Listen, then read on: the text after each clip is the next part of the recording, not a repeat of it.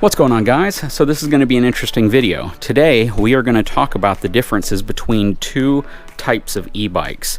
This is the LECTRIC bike that was provided to me about 2 years ago by LECTRIC when they revealed and introduced this bike to the market.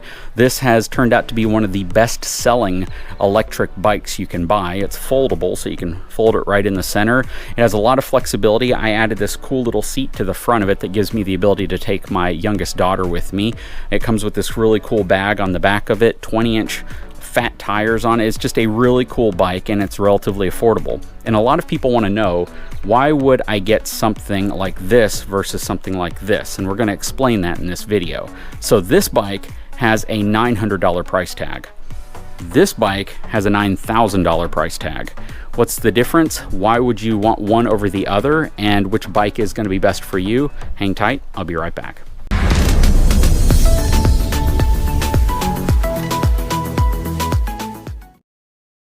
Okay, so LECTRIC makes a really cool e-bike. It is a bike that a lot of people can get into because it's relatively affordable price tag. It has a huge battery in it. It goes for a long time without needing to recharge it.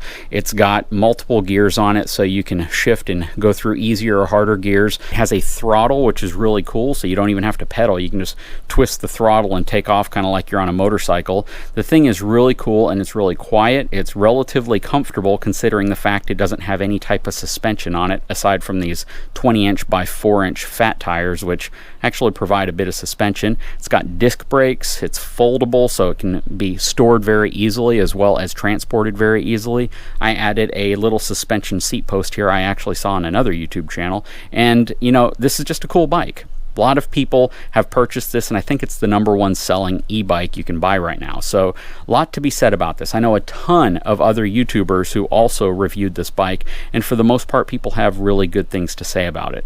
But why, if you could get something so nice for $900, would somebody opt to get a bike that's worth $9,000? Well, there's a lot behind that. So this bike right here actually lacks some features that this bike has. Now, don't get me wrong, it's got a ton of features that this bike doesn't have, but it lacks a few. One of those is the fact that this does not have throttle assist, which means if I'm not pedaling, there's no way to engage the electric motor on this specific bike. It's only assist, which means I have to pedal for this thing to go. On this bike, I don't have to. Like I said, I can twist the throttle and I can take off without pedaling. I call it lazy mode. Some people might say anytime you have an e-bike, period, it's lazy mode. But this is an assist pedal only, which means, again, I have to be pedaling for the motor to work. So some folks are going to say, why get a bike like this at all? Well, first of all, to get a bike like this, you really have to be somewhat of a biking enthusiast, specifically in the mountain biking area. This bike is specifically set up for endurance racing or trail racing, whereas a bike like this is going to be predominantly for, you know, riding on the sidewalk or riding on the road, something that's smooth, flat, and not going to subject it to a lot of harsh drops, vibrations, and things that could potentially damage it, because this bike is going to be much more sensitive to that than this bike. To kind of give you an idea where the cost in this bike really is, it's in a few major components, and let's go over those real quick. For instance, this front fork right here, this is a Fox 38 factory float. This is a brand new shock for 2020, 2021, and this shock is $1,200, just the shock alone. You can rarely find it any less than that unless you build a custom bike and you get it at like a bike build price. But even then, you're talking around $1,000 just for this front fork, which means that front fork costs more than this entire bike does. Even if I were to sell this used, I could likely get more for this than the entire value of this bike. So that just kind of talks to you a little bit about where some of the expense is. The second piece is the carbon fiber frame. So this has a very well designed and built carbon fiber frame with modern geometry. What does that mean? If you ride mountain bikes, road bikes, if you're into it and you are somewhat of an enthusiast, geometry is very important because it's essentially the angles of the bike and how it makes you feel while you're riding it over certain types of terrain. That's probably the simplest way I can say it. Whether you're going down steep hills, whether you're going up and down hills, whether you're going down steep drop-offs, or you're going on relatively level flat ground, geometry can impact rideability if you know how to dial it in and get the bike with the right geometry for your riding style. So when you get to these higher end bikes, geometry is really, really important. On a bike like this, geometry is only important in the sense of designing the bike to make sure that it is roadworthy, that it's a bike that's going to be relatively comfortable for most people.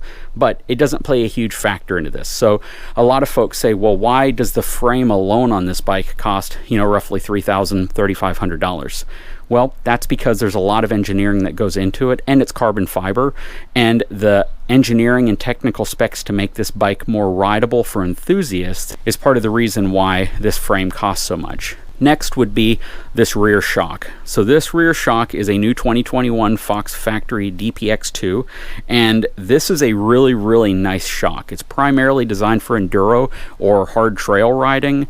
They have another shock above this called the X2, which is going to be more of your downhill, super, super rough terrain handling, big drop shock, but this is one of their highest end shocks. This specific shock is a $600 shock. You might be able to get a little bit less than that, but for the most part, it's about $600. Which means that shock is almost as much as the price of this bike. Why? Because of how the shock is tuned, designed, and built, and how it functions, period. Inexpensive rear shocks feel completely different than high-end or even mid-level rear shocks. A mid-level rear shock, which this bike had, it was a rock shock, it doesn't feel anywhere near as smooth as this shock. Same with the front fork. I had a rock shock. It was a $500 fork that came on this bike. I took it off very quickly because it didn't feel the same as this. This is such a smoother, better performing shock. So if you look at the three main areas that build cost into a bike like this, aside from the electrical components to it, the motor, you can see where this bike, just with those three components, is going to approach $5,000. And in my opinion, do I think it's worth it? No.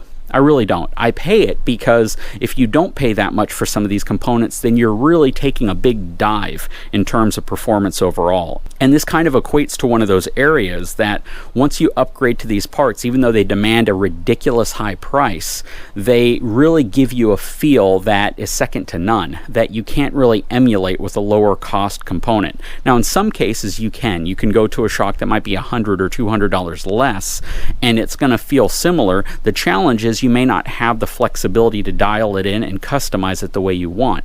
So when you're trying to figure out, okay, should I get this shock or should I get the one that costs $1,000 or the one that costs $800?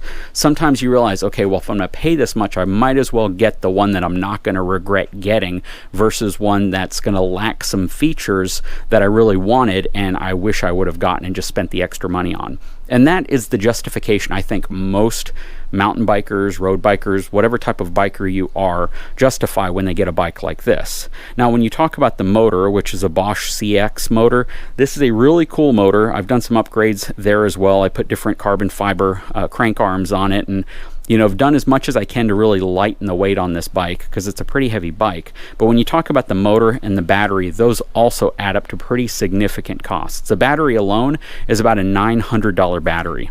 You heard me right. The battery alone in this bike costs more than this entire bike. The motor in this bike is about $800, $900. So when you couple the two together there, you're talking roughly $1,700 worth of cost in just the drive and powering system for this bike. And we haven't even gotten into the wheels, the tires, the derailleurs, the shifters, the brakes, all that other stuff that adds cost to a bike like this. So with just those components alone, you're talking about a bike that's going to be in the $7,000 price range. Once you take into account your rear cassette, your crank arms, your pedals, the brakes on this bike, which are Hope Float Rotors with SRAM guide brakes. I know they're not the best brakes, but they're functional and they work pretty well.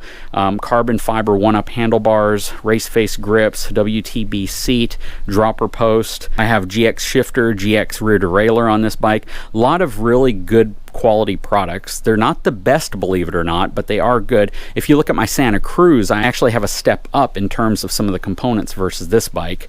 But when you look at the components on this bike, it easily adds another $1,000, $1,500 worth of components to this bike. So again, You look at this bike and you're like, you know, what's so wrong with it that makes this bike cost literally a tenth of the price as a bike like this? And the fact is that this bike is actually a pretty cool bike. It's a pretty durable bike. I take this bike riding quite often because, you know, when my daughter sees me go out with a helmet, she instantly wants to go for a ride, which means I'm switching from this bike to take her along, which I don't have any problem with, but I can't do nearly the things with this bike that I can do with this bike. I can't take this bike on the types of trails that this bike handles with ease. Now, you can watch a bunch of YouTube videos on folks who've gone out and bought Walmart bikes. They go out and buy the cheapest possible bike and they just want to see how well it can handle torture, what it can go through.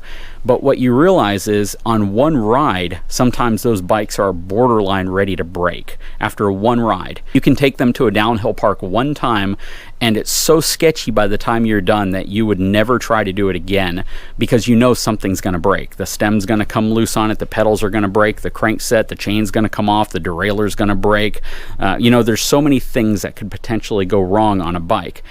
A lot of the reasons why people who are into bikes spend this type of money on bikes is because of the confidence that you can complete the trail multiple times without having to constantly check every component on the bike to see what might have been broken. Now, you can still break stuff on here, but it's very noticeable when you do, and you can generally pinpoint the thing that you hit that caused it to break. But it's very rare that a bike like this is actually going to break unless you subject it to something just extraordinary. You go off a cliff that's just way too tall, you hit it at the wrong angle, you bottom out on something that's really, really hard, basically something that you know is going to damage the bike before you even did it. This is the type of bike that I can take out time and time and time again and just not worry about it. I don't have to wonder if the front shock is about to leak or if it's going to break. I don't have to worry about if my brakes are going to fail on me or if my rear derailleur or my cassette are broken because of how I was riding it. That's the perk of something like this. I have the confidence and the peace of mind that I can take it out time and time again and have fun with it. That to me is worth it, because if I took this bike out, and here's the key to the video, the value side. Even though this bike is really cool, and riding it around neighborhoods, riding it around trails that are completely flat with just light dirt, taking this out to, you know, the beach and just riding it on relatively smooth line, this thing is going to hold up really well and I'm not going to have a problem with it. But that's not how I like to ride. I like to ride rough trails. I like to ride things with a lot of chunky rocks and boulders and things that I can go around. And I trust this bike, whereas I don't trust this. But at $900, if I took this bike out 20 to 30 times over those types of trails, first of all, my back would be destroyed because there's no suspension on this thing. But this bike would probably break every single time I took it out on those types of trails. It's just not designed for it. And I would end up over a year's period of time probably spending more replacing a bike like this multiple times than I would owning one bike like this. That's probably the value statement here.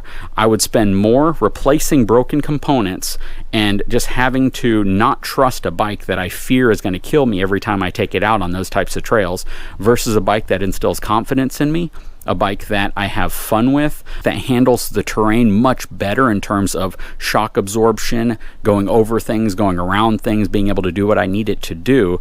I know this bike can do it. I don't have a doubt in my mind that this bike wouldn't be able to do it. Again, I might be able to do it one time, but every trip after that, something's going to break, and I would be very concerned that I'm going to kill myself riding this bike over that type of terrain. So that's the main point here, right? Understanding that when you look at a bike like this, people are like, how on earth can you spend that type of money on a bike like this? And I tell them it's something I enjoy doing. It's something I have a lot of fun with, but it's also something that I want to come home knowing that I didn't get injured because components on my bike failed only because I had the wrong bike for the type of riding I do. That's what it comes down to. This bike is probably the most I will ever spend on a hobbyist item, aside from like RVing, but that's not really a hobby thing, right? That's a family thing. My vehicles, again, kind of necessity. When it comes to something I just enjoy doing, some people like motorcycles, some people like quads, some people like four-wheelers. When it comes to me, this is what I like to do, right? So again, big difference in price, $900 versus $9,000, but this bike will fail 1 out of 10 times over the stuff that this bike can go through 10 out of 10 times. Even though this bike is 10 times more expensive than this bike as it's configured, this bike will last 10 times longer going over the types of trails that I ride. And that is probably the most important point that I want to make. It's not to get people to go out there and justify spending that much on a bike, but it is to help you understand why I would spend this much on a bike when some people think a bike like this is all you need. Anyways, guys, I sure hope you enjoyed this video. If you haven't had a chance, please take a moment, subscribe to my channel, give me a thumbs up, and we'll talk to you again very soon.